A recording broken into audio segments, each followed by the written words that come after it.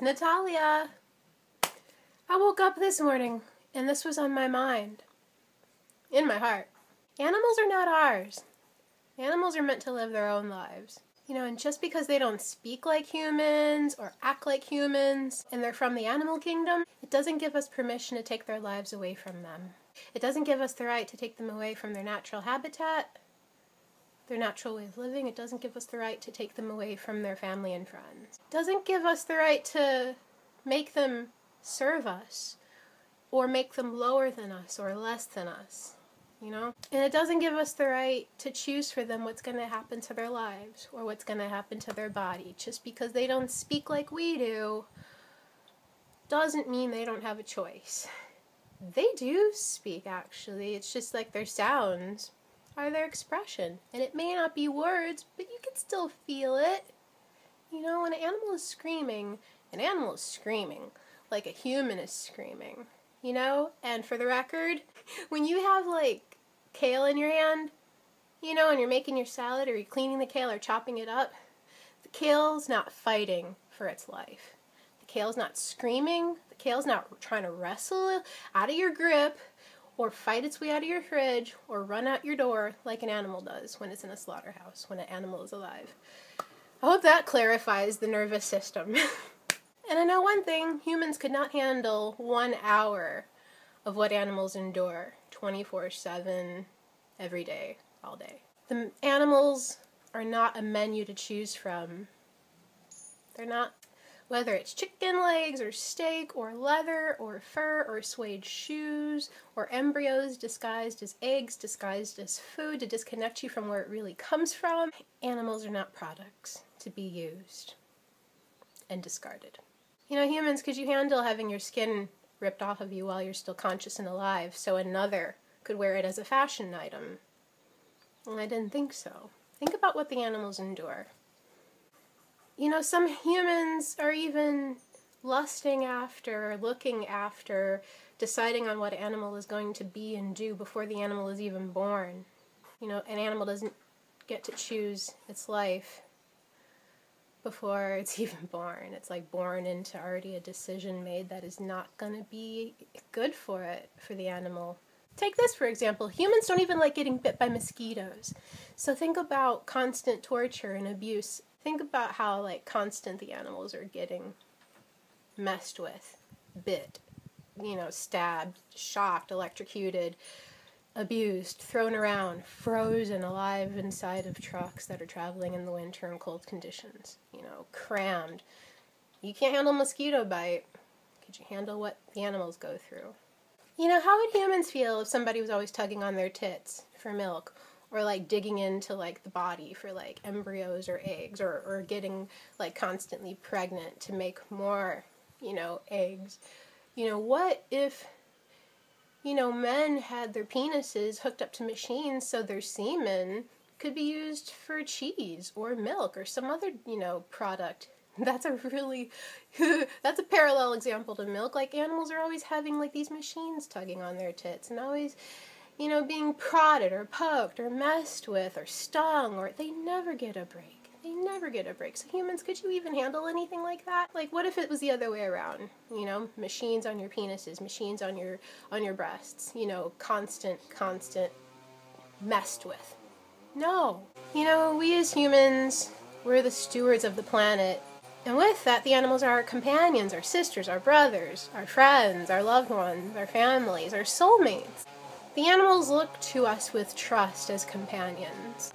So when humans act like they love an animal or raise an animal to be considered as food later and they're just being all nice to it and trying to fatten it up and shit, the animal loves the human unconditionally already. So when a human raises an animal and makes it seem to be friendly and kind to the animal and then puts a hook in its face or then takes the knife to it, that shows the present day imbalance of our relationship with animals and nature, because that's abuse.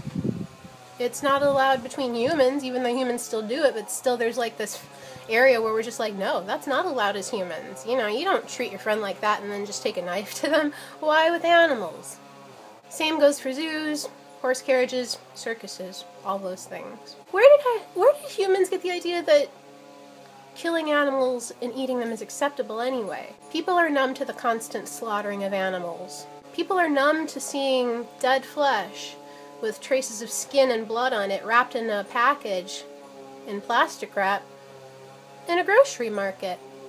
People are numb to the smell of rotting flesh put to flame, put to fire, called cooking. You know, when you're a vegan, even a vegetarian, you smell dead animal meat, it smells like a rotting carcass. It smells like that on a person. It smells like that on their breast. It smells like that in their stomach, trying to digest it for 7 days. Oh, aerating through their mouth, gross as shit, literally, while you talk to them or something, while they talk to you. Ugh. That people become numb to this. It becomes acceptable. This abuse, this torture, this mutilation becomes acceptable. People are numb to eating organs, eyeballs, anuses, embryos, internal organs. And just because it's all ground up and pressed into something where you can't tell what it really is, and it's seasoned with herbs and spices or sugar and spice for their carnivorous vice. Whee! No. You know, why is that grossness so blatantly acceptable? You know, parents feed their kids animals and they perpetuate that numbness, and kids eat the animals and they think, oh, this is where food comes from, and this is good, and this is healthy, and this is wholesome, and gee, that's swell. And then children get addicted to it, and then children perpetuate that as they get older, and it just causes more need for slaughterhouses and things like that. Parents feed their kids hot dogs and hamburgers. A hamburger can have about 1,000 different animals, cows in it. You know what I'm saying? And a hot dog has God knows what, a graveyard, a crematory in it. And parents wonder why their kids have ADD or depression or anxiety or are just checked out. You know, think about that. Or just like random bad personalities. If you ate 1,000 cows in your hamburger, don't you think you're going to be a little bit haunted by all those dead animals? So many personalities, so many life experiences, so much torture, so much hurt, and then like the adrenaline shock when they die. It's just, think about that. It's not easy to see people that you love like walking graveyards. It's not easy to see constant abuse as acceptable or edible or wearable. I know it comes from long-term conditioning. We've all been there. We all chose to be vegan. Those of us who can relate, we've been there. It was long-term conditioning, and then one day we saw where it came from.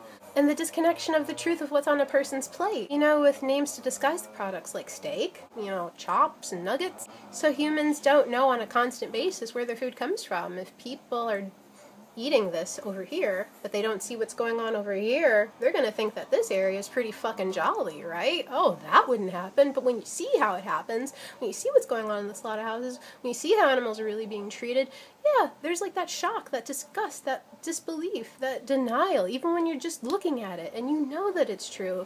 If you've been eating animals long term and people have been telling you it's good for you, it's good for you, it's good for you, yeah, there's that resistance there. So we understand it comes from long-term conditioning. It may seem scary to have to change. A lot. Maybe not everything, but a lot. You know?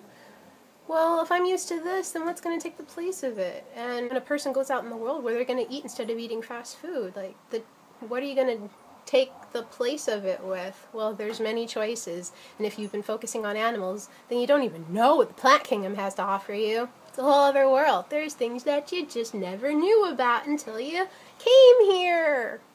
You know, some may not want to change, you know, or accept that there's truly an animal holocaust going on. 24 hours a day, 7 days a week, all day, all night. And knowing that, but not knowing how to act on making a better choice, you know, there's a numbness there, like, to numb yourself from it, or to be really aggressive or defensive and rah, rah, rah, rah, rah. And have you noticed that a lot of the people who eat animals who are very rah, rah, rah, rah, rah, that anger is like the epitome of all the dead animals they ate and all the suffering that those animals have gone through, and it's like rah, rah, rah, rah, rah, rah. You know, you give up at eating animals, trust me, your mood's going to get way better and you're going to feel more like yourself instead of a haunted house. Fuck. It's true. All we can keep doing is speaking up, educating, sharing our experiences, being true to ourselves, planting vegan seeds, and demonstrate by a fine example what a cruelty-free vegan lifestyle is like. You know, the more people see it, the more examples there are, because it's not like it's on NBC, CBS, and ABC like constantly. The more examples that there are of us and our lifestyle, the more people will see how actually wonderful and simple it is. And yeah, there's a transition period, and yeah, your body goes through detox, but that's what, you know, we're here to help people for. We've been there, you know, and we know what adversity is like when we're in the world. It's scary for them, but we know what it's like, you know? The more wisdom that they'll have, the more education they'll have, the more knowledge that they'll have, the more support that they'll have. The people who are afraid of letting go of animal products or are really pissed off about like thinking about a vegan lifestyle or a vegan period, it's just like they may know this much about what we experience and what our choices are and what life is like for us. Yeah, you walk into the vegan door and you walk into the vegan world, and it's pretty freaking amazing and explosive and magnificent and provocative and progressive, and yeah, there's health benefits involved in it. Thank you for listening. This is what was on my mind when I woke up.